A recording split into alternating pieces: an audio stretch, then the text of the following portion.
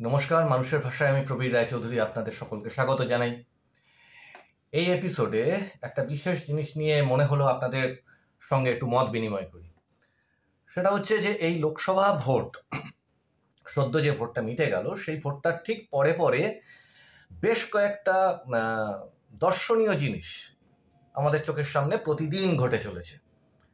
সেটা হচ্ছে কি, একটি শাসন ক্ষমতায় থাকা দুটি দলকে যদি আলাদাভাবে দেখি, মানে আমাদের সর্বভারতীয় পরিপ্রেক্ষিতে বিজেপি শাসক দল হিসেবে, আর রাজ্যের প্রেক্ষিতে শাসক দল এই তৃণমূল কংগ্রেস। তাহলে ওখানে শাসক দল বিজেপি, তৃণমূল কংগ্রেস সহ বাকিরা হচ্ছে বিরোধী, আরও অন্যান্য দল মিলিয়ে তাদের যে জোটটা তারা বিরোধী দল। আবার ঠিক এখানে উল্টোটা, এখানে তৃণমূল কংগ্রেস শাসন ক্ষমতায় রাজ্যে, আর এখানে বিজেপি হচ্ছে প্রধান বিরোধী দল সংখ্যার বিচারে যদি ধরি, সঙ্গে সিপিএম, কংগ্রেস, আইএসএফ এরা।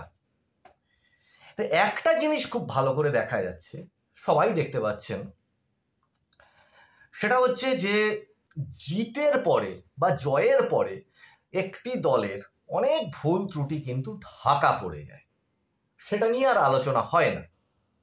তেমনি যদি সেটা হার হয় বা প্রত্যাশিত ফলাফল না হয়, তাহলে সেক্ষেত্রে একটা না একাধিক, এমনকি যেটা কিনা হয়তো ভুল নয়ও, ভুল ছিল না, সেটাকে নিয়েও আলোচনা শুরু হয়ে যায়।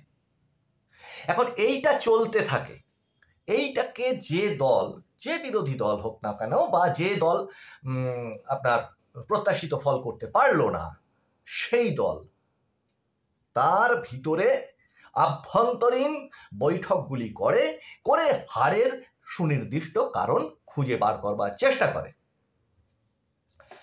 এই কাজে যতদিন পর্যন্ত দক্ষ ছিল বামফ্রন্ট, সিপিএম, ততদিন পর্যন্ত কিন্তু তারা শাসন ক্ষমতায় ছিল। যখন থেকেই সেই জায়গাটা তাদের, এই অ্যানালিসিসের জায়গাটা তাদের দুর্বল হয়ে পড়ে, উপেক্ষার জায়গাটা প্রধান হয়ে পড়ে, তখন থেকেই কিন্তু মানে যাকে বলে বাঁধন আলগা হতে শুরু করে। নিচের থেকে মত ওপর পর্যন্ত যখন পৌঁছচ্ছে না, তখন ওপর মহল, মানে কোনো একটি পার্টির ওপর মহল, রেজিমেন্টেড পার্টি, আমি কেন বামফ্রন্ট বা সিপিএম এর উদাহরণ টানছি, কারণ বিজেপিও কিন্তু একটা রেজিমেন্টেড পার্টি, ওই গঠনতন্ত্র 19-20 বা অনেকটাই তফাৎ আছে দুজনের, কিন্তু একটা সংগঠন, তার যে বিভিন্ন রকম ধাপ, এইগুলো দুটো পার্টিতেই আছে। তাহলে এই ওপর মহল একটা সিদ্ধান্ত নিয়ে নেয়, আর এই সিদ্ধান্তটা নিয়ে নেওয়ার পরে সেই সিদ্ধান্তটা স্টেপ বাই স্টেপ একদম নিচের মহল পর্যন্ত মানতে বাধ্য হয়। এই জায়গাটা তৈরি হয়েছিল কবে থেকে? সিপিএম এর শেষের দিকটাতে, বা সিপিএম বলুন, বামফ্রন্ট বলুন, বামফ্রন্টে সিপিএম তো মানে মূলত প্রধান দল হিসেবেই ছিল, সেই হিসেবেই সেটা বলছি। এখনো পর্যন্ত সেই প্রথাটা তাদের, সেই বহুবার হেরে যাওয়া সত্ত্বেও, মানে ওই একবার হারার পরে তারা শুধু হেরেই চলেছে, তারপরেও লক্ষণীয় বিষয়, একটা খুব গুরুত্বপূর্ণ মজার জিনিস আপনাদেরকে বলি, তাহলে বুঝতে পারবেন যে না, কিছু চেঞ্জ হয়নি। তারপরে এই বিজেপির ব্যাপারে বলবো, সেটা কি ভেবে দেখবেন আপনারা। আমার কথা অনেকের সঙ্গে আলোচনা করে, রাস্তাঘাটে সমস্ত জায়গায় আলোচনা করে, যে মানুষের সঙ্গে আলোচনা করে যেটা পাই, সেইটা আপনাদের সামনে তুলে ধরি আমি। তো সেখানে এই যে ভোটটা যখন ডিক্লেয়ার হলো, লোকসভা ভোটটা, তো সিপিএম এর বড় নাম করছি না, এক বর্ষিয়ান নেতা, শ্রমিক সংগঠনের নেতা, হ্যাঁ, তা তিনি তার সঙ্গে একটি আলাপচারিতায় তিনি বললেন যে এই রাজ্যে সিপিএম এবং কংগ্রেস মিলে 16টা আসন পেয়ে যাবে, নিশ্চিত পাবে।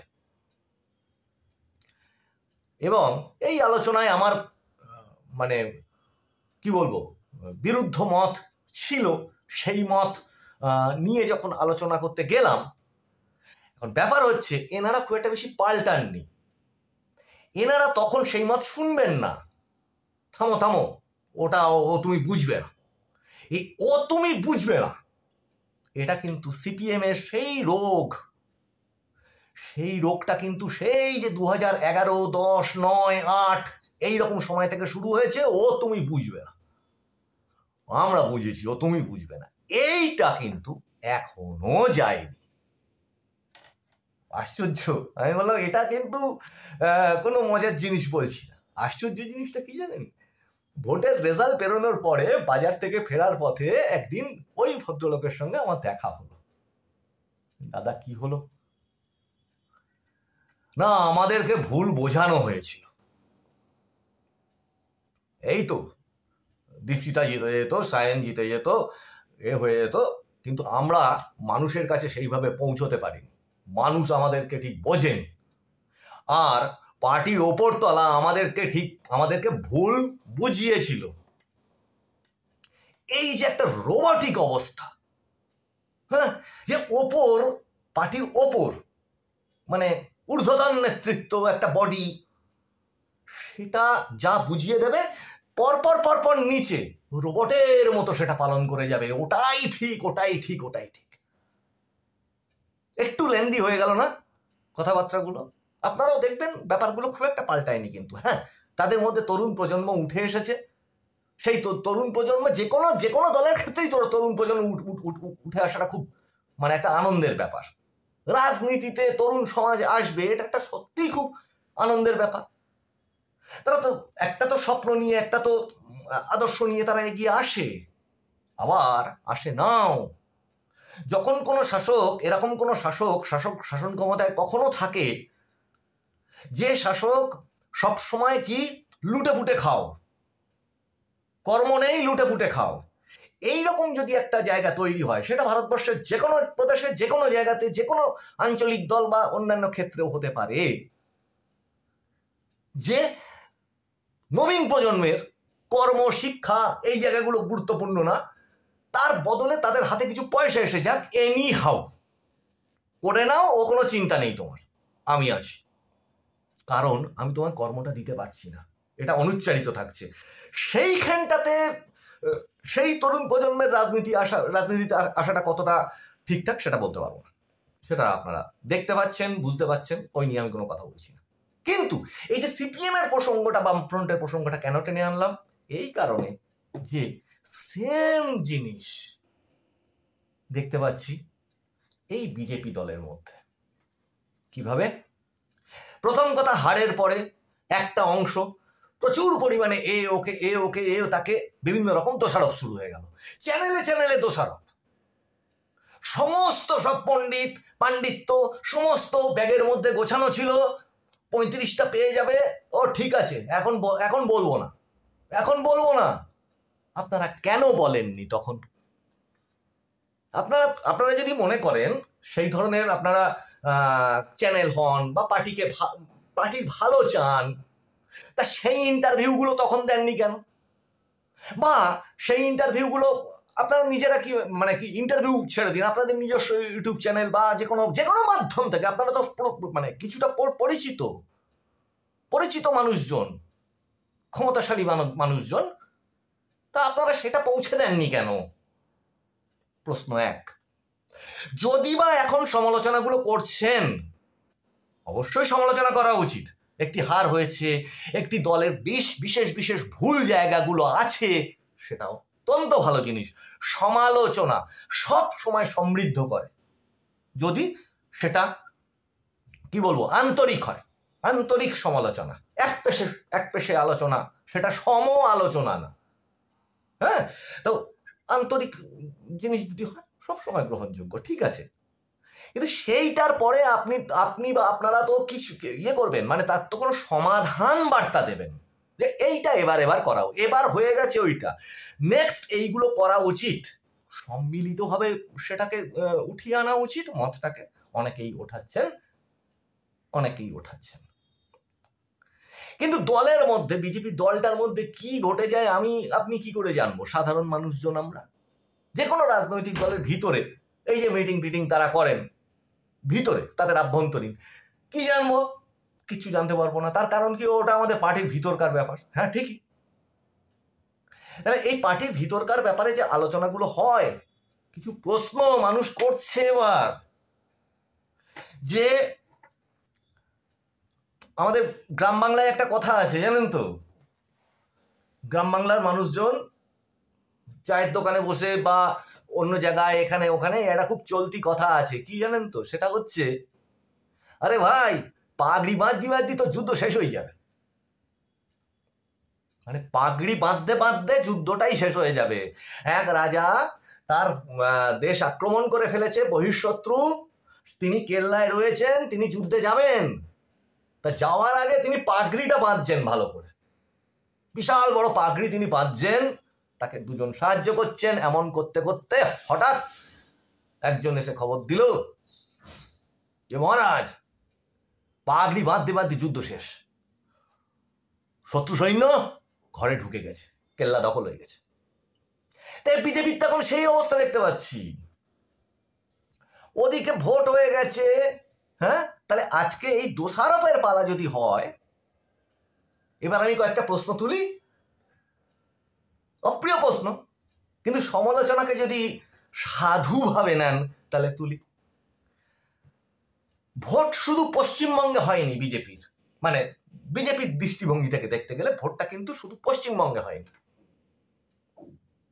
ভোটটা সারা ভারতবর্ষব্যাপী হয়েছে। বিজেপি জাতীয় দল শুধু না, শাসক দল। কিসের স্লোগান দেওয়া হলো? ইস বার 400 পার। তাহলে ইস বার 400 পার না হোক, গতবারের যে ফল, সেই ফল ধরে রাখা গেল না কেন? এখানে শুভেন্দু অধিকারীকে দায়ী করা হচ্ছে, কেননা তিনি রাত থেকে দিন গড়িয়ে আবার, মানে পরের দিন সকাল থেকে আবার রাত্রির, মানে তার গতির সঙ্গে কেউ তাল মেলাতে পারেনি, না তো শাসক দলের কেউ, না তো তার দলের কেউ। দেখতে পাওয়া যায়নি, আমাদের খালি চোখে দেখতে পাইনি। অনেক পণ্ডিত মানুষ তাদের কি দৃষ্টিভঙ্গি থেকে, অনেক তাত্ত্বিক দৃষ্টিভঙ্গি থেকে কি দেখতে পেয়েছেন, আমি সেই তর্কের মধ্যে যাচ্ছি না, কিন্তু আমরা খালি চোখে দেখতে পাইনি, বুঝতে পারিনি যে উনি ছাড়া আর কোথায় বিজেপি, কোথায় উনি ছাড়া বিজেপিটা কোথায়। অক্লান্ত পরিশ্রম, ঠিক হোক ভুল হোক আমি জানি না, বলতে চাইছি না, কারণ আপনারা এই যে দর্শক আছেন তাদের মধ্যে বিভিন্ন দলের সমর্থক থাকতে পারেন। প্রসঙ্গটা হচ্ছে, আজকে যখন 33, 35 এই সমস্ত হেঁকে দেওয়া হলো, টার্গেট সেট করে দিলেন কে? অমিত শাহজি এসে টার্গেট তৈরি করে দিলেন 35টা লাগবে, তারপরে সেটা একটু কমে এসে 30, 33 এরকম জায়গায় দাঁড়ালো। মানে কি? আবার সে ওপর থেকে কিন্তু একটা সেট করে দেওয়া টার্গেট, খেয়াল করুন, নিচের মত না, কিন্তু নিচের মতটা আসবে কোথা থেকে?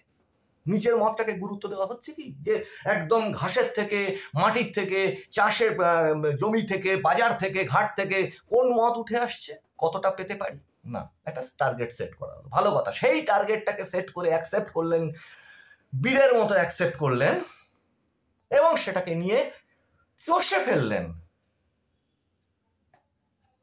সাহসী মানুষের মতো। তার নাম শুভেন্দু অধিকারী, বিরোধী দলনেতা। পরবর্তীতে দেখা গেল নানা কারণ আছে, সেই নানা কারণগুলো তো আপনারা বলছেন, বিভিন্ন চ্যানেলে বলছেন, দলের ভিতরে বলছেন, কারণগুলো আমি এখানে আর বলতে চাইছি না। কিন্তু পরবর্তীতে দেখা গেল না, 30, 33, 32, 29 এ সমস্ত নয়, এসে ঠেকলো 12টায়, যেটা শুভেন্দু অধিকারী বলেছিলেন আমরা একটা হলেও বেশি পাবো। একটি দলকে উজ্জীবিত করতে গেলে, ভোটের প্রচার করতে গেলে তিনি তো সবসময় আসার কথা বলবেনই, ঠিক আছে? তাহলে এইবার যদি দায় তার হয়, দায় যদি শুধুমাত্র শুভেন্দু অধিকারীর হয়, তাহলে এইবার এই অপ্রিয় প্রশ্নগুলো কি থেকে যায় না? প্রশ্ন 1, এখানে যেভাবে শুভেন্দু অধিকারী সারা বাংলা চষে বেরিয়েছেন, ওখানে তো উনি বিরোধী দলনেতা এখানকার, তেমনি ওখানকার শাসক দলের মূল নেতাকে নরেন্দ্র মোদী, তিনি সারা ভারতবর্ষ চষে বেরিয়েছেন, এটাও মানতে হবে। অক্লান্ত পরিশ্রম করে সারা ভারতবর্ষ চষে বেরিয়েছেন, তাহলে মূল দায়টা তার নয় কি? এখানে হার হয়েছে শব্দ শুভেন্দু অধিকারীর। তাহলে 400 স্লোগান দিয়ে বিজেপির যে সর্বভারতীয় সভাপতি, ইনি নাকি সংগঠন তৈরি করেননি, শুভেন্দু অধিকারী, ভালো কথা। তাহলে জেপি নাড্ডাজি, আপনাদের তো অসংখ্য পদ আছে সর্বভারতীয় ক্ষেত্রে, হ্যাঁ, তাহলে আপনি কি সংগঠন তৈরি করেছেন? আপনি তো বলা যায় এই গত 15 বছরে ব্যর্থতম সভাপতি। তাই হয়তো আপনাকে মন্ত্রিত্ব দিয়ে দেওয়া হলো। ভীষণ বাজে প্রশ্ন এগুলো, এত বাজে কথা ভালো লাগে না। যারা একদম কিছুই শুনতে চান না, এগুলো ভালো লাগবে না তার। পাশাপাশি একজনের কাছ থেকে শুনলাম যে বিজেপিতে নাকি এরকম ব্যাপার হয় যে একজন প্রচারের মানে জননেতা আর একজন সংগঠনের নেতা, যেমন নাকি এটা বিজেপিরই একজন বর্ষিয়ান নেতার মুখ থেকে, এই চ্যানেল থেকেই শোনা। সেটা কি, আগে যেমন ছিলেন বাজপেয়ীজি এবং তার সঙ্গী ছিলেন আদবানিজি। বাজপেয়ীজি ছিলেন দেশের প্রচারের মুখ, আদবানিজি সংগঠন সামলাতেন। এখানে মোদি মহাশয় উনি কি প্রচারের মুখ, আর অমিত শাহ মহাশয় উনি কি সংগঠনের দিক। তাই এই সংগঠনের দিকে আঙুল যদি ওঠে, আপনি 240-এ আটকে গেছেন। দেশের পালস টালস আপনারা এত বোঝেন টোঝেন, সংখ্যাগরিষ্ঠতা পেলেন না কেন? কে কার দিকে আঙুল তুলবেন এবার? শুধু শুভেন্দু অধিকারীর দিকে আঙুল তুললে কি ব্যাপারটা মিটে যাবে? আর তার থেকে বড় কথা হচ্ছে, এ সব ছেড়ে দিলাম, হারজিত আছে, হতে পারে নানান রকম কারণে, মানে রিডিং ভুল হতে পারে, সিদ্ধান্তের মন্থরতা, এটা আপনাদের কত বড় ক্ষতি করছে এটা কি আপনারা বুঝছেন? ঠিক এই কারণেই কিন্তু আমি বামফ্রন্টের ওই কথাটা তুলেছিলাম, সিদ্ধান্তের মন্থরতা। নিচে থেকে একটা কোনো ডিসিশন কিছু হবে, এই জেলায় যাবে, জেলা থেকে রাজ্যে যাবে, রাজ্য থেকে পলিট ব্যুরো হবে, তারপর সেই সিদ্ধান্ত আবার ঘুরতে ঘুরতে ঘুরতে ঘুরতে নামবে। এও তো তাই, কোনো একটা জায়গায় কোনো একটা সিদ্ধান্ত কেন দ্রুত নেওয়া যাচ্ছে না? পাশাপাশি আপনি ভাবুন তো, প্রার্থী নির্বাচনে মানে মানুষজন তো মানে পিছন করে মুখ নিচু করে, যারা ইভেন্ট সমর্থক তারা অনেকে ছাড়ছাড় করে বলে দিচ্ছে অনেক কিছু। কিন্তু আপনারা নিজেরা ভাবুন তো, যে এই যেভাবে প্রার্থী নির্বাচন করেছিলেন, তাতে করে 5-6টা আসনও কি ভেবেছিলেন জিতবে টিতবে? আপনারা নিজেরাই কি ভেবেছিলেন? সেখানে সেটা যদি ডবল হয়ে 12 এই জায়গায় গিয়ে পৌঁছয়, তাহলে উনি তো বলতে পারেন সেটা, যে এর আগে 200 পারের কথা হয়েছিল বিধানসভায়, সেটা যদি 77 হয়ে খুব ভালো রেজাল্ট হয়ে থাকে, 200 পার না, সংখ্যাগরিষ্ঠতাও না, 77-এ আটকে যাওয়াটা যদি খুব ভালো রেজাল্ট হয়ে থাকে, বুক ফুলিয়ে বলা যায়, তাহলে 30 বা 29-এর জায়গায় 12 তো খুব ভালো রেজাল্ট, তাই নয় কি? কি কেন্দ্রে এখনো সভাপতি ঠিক হয়নি, রাজ্যে এখনো সভাপতি ঠিক হয়নি, একটা প্রার্থী দিতে গেলে 10 জন প্রার্থী হই হই রই রই করে, মানে হতে চাই প্রার্থী, এর মনোভাব সম্পন্ন মানুষজন হই হই রই রই করে ঘুরছেন। এটা কি এরকম বিষয়? হ্যাঁ, বিষয়টা প্রায় এরকম। কি সেটা? বিষয়টা হচ্ছে এই যে সবাই কিন্তু মোটামুটি বুঝে গেছেন যে এই যে গভর্নমেন্টটা চলছে, এই গভর্নমেন্ট মানে রাজ্য সরকার, তার বিরুদ্ধে একটা বিপুল অ্যান্টি ইনকামবেন্সি ফ্যাক্টর আছে, মানুষের ক্ষোভ আছে। তাহলে যদি উল্টে যায়, যদি পরিবর্তন হয়ে যায়, তাহলে কে আগে কোনটা নেব? ভোটের আগে থেকেই, মানে খেলাটা শুরু হওয়ার আগেই বিভিন্ন ট্রফিগুলোকে ছুঁয়ে দেখবার চেষ্টা, নিষ্ফল চেষ্টা। ও ভোট টোট পরে হবে, তখনই কেউ একজন মন্ত্রী হয়ে গেছেন, তখনই কেউ একজন জেলা সভাপতি, অমুক আমি হয়ে যাব, এরম সমস্ত মনোভাব। আজকে শুভেন্দু অধিকারী সেই জায়গাটাকে, কোন জায়গাটা দেখতে বলছি একটু ভেবে দেখুন সবাই। আজকে পশ্চিমবঙ্গের মাটিতে এক একজন কি করছেন, অসংখ্য সিকিউরিটি নিয়ে আপনারা ঘুরছেন, মানুষের সঙ্গে রিলেশনটা তৈরি তো হচ্ছে না। গলায় উত্তরীয় ধোপ দুরস্ত জামা কাপড় পরে, হ্যাঁ, যেন সিনেমা আর্টিস্ট আসছেন। কনভয় আসলো অথবা গাড়ি আসলো, নামলেন, নেমে একটা স্টেজ থাকলো, বক্তৃতা করে টোরে নিজের পার্টি অফিসে গিয়ে বসলেন। সেখানে আবার অন্য কেউ বাইরের লোকজন ঢুকতে পারবে না। ও সব বাজে কথা, ওদের কথা ছাড়।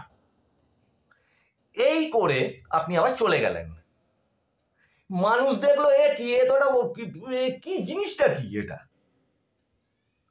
সেইখানে শুভেন্দু অধিকারী একটা দৃশ্য আপনারা দেখে নেবেন। ভোটের রেজাল্ট বেরিয়ে যাওয়ার 2 দিন কি 1 দিন পর টোটোয় চড়ে ওই নন্দীগ্রামে যে ভোট পরবর্তী হিংসায় এক ভদ্রমহিলার মৃত্যু ঘটে ওখানে, সেখানে তিনি চলে গেলেন। নামটা এই মুহূর্তে আমার মনে আসছে না। সেখানে তিনি চলে গেলেন, তার পরিবারকে সমবেদনা জানালেন, ঠিক আছে। এবং মানে এতটাই তিনি ঘামছেন, মুখ মুছছেন, এরকম একটা পরিবেশ। ওখানে দাঁড়িয়ে স্লোগান দিলেন, কিছু কথাবার্তা বললেন, চলে আসলেন। একদম গায়ে গায়ে মানুষ, তাই তিনি জননেতা। এইবার তার যে গতি, উত্তরবঙ্গে সকালবেলা, দক্ষিণবঙ্গে সন্ধেবেলা, দুপুরবেলা মালদা, মুর্শিদাবাদ, এই জায়গাগুলো, বাঁকুড়া। আবার পরের দিন সকালবেলা দেখা যাচ্ছে কোথায়, হয়তো দেখা গেল দক্ষিণ 24 পরগনা, সেখান থেকে আবার উত্তরবঙ্গ থেকে, মানে পর সবার রোড শো। তিনি এগুলো ফালতু করেছেন, মানে এগুলো দলের অপকার করেছেন। এই কাজগুলো উনি দলের অপকার করতে করেছেন। আর ওনার সভাতে যে পরিমাণ লোক হয়েছে, আপনাদের যে কোনো একজন এই মুহূর্তের বিজেপি দলটাতে যারা রয়েছেন পশ্চিমবঙ্গে, যে কোনো একজন আর একখানা সভা করুন, একটা সভা নিজের আহ্বানে করুন। এবং তিনি কিন্তু পরপর করে গেছেন। তাহলে আজকে এই যে সংগঠনের জায়গাটা, এটা আপনারা কবে বুঝবেন?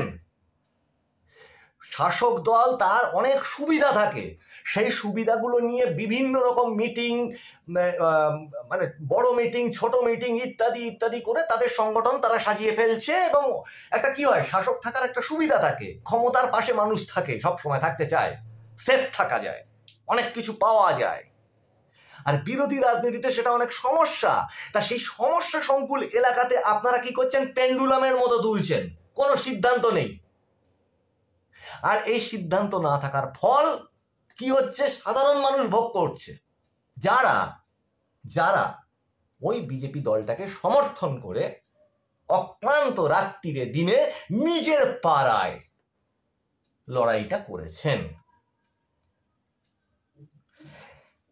কথাগুলো একটু অপ্রিয় হয়তো অনেকেরই লাগবে, একটু ভেবে দেখবেন যে বাইরের স্টেটগুলোতে যে ধরনের রাজনীতি হয়, পশ্চিমবঙ্গের রাজনীতি, এটা শুভেন্দু অধিকারী বারবার বোঝানোর চেষ্টা করছেন যে পশ্চিমবঙ্গের রাজনীতি আলাদা, ক্ষেত্রভূমিটাই আলাদা, পরিবেশটাই আলাদা, এবং সেখানে অনেক দ্রুত হওয়া দরকার, অনেক সিদ্ধান্ত, অনেক দ্রুত মানে সংগঠন সাজানো দরকার।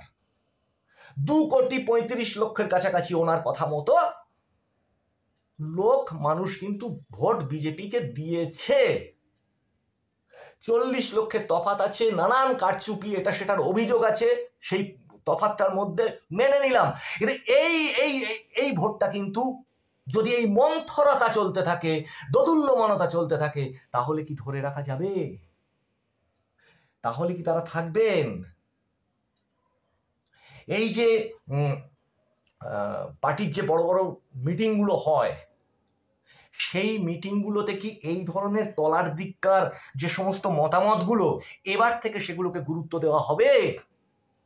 নাকি ঠিক শেষের দিকে সিপিএম এর মতো বয়সের ভারে নুব্জ হয়ে পড়া, মন্থর গতির সিদ্ধান্ত, কোনো সিদ্ধান্তটাই নিতে পারছে না। আর সব সিদ্ধান্তের হয়ে যাওয়ার পরে এবং সেই সিদ্ধান্তটা অ্যাপ্লাই করবার পরে যখন সেই সিদ্ধান্তটা খাটলো না, তখন একটা কথা সিপিএম বলতো, এখনো বলে, ও ওটা আমাদের একটু ভুল হয়ে গেছিল। আপনারা ভেবে দেখবেন, মতামত জানাবেন। এইটা খোলা জায়গা, খোলা প্ল্যাটফর্ম, কমেন্টে সবাই মতামত দিয়ে আপনাদের মতামতগুলো জানাবেন। চেষ্টা করব সেই মতামতগুলো এই শোতে তুলে ধরবার জন্য। আমরা চুনোপুঁটি মানুষ, বড় বড় মানুষ নিয়ে আলোচনা করছি, যেটা সাধারণ মানুষ করে থাকে। সাধারণ মানুষের কথাই আপনাদের সামনে তুলে ধরছি। তো আজকের মানুষের ভাষার এই অনুষ্ঠানে এই পর্যন্ত। আমি প্রবীর রায়চৌধুরী এতক্ষণ আপনাদের সঙ্গে ছিলাম।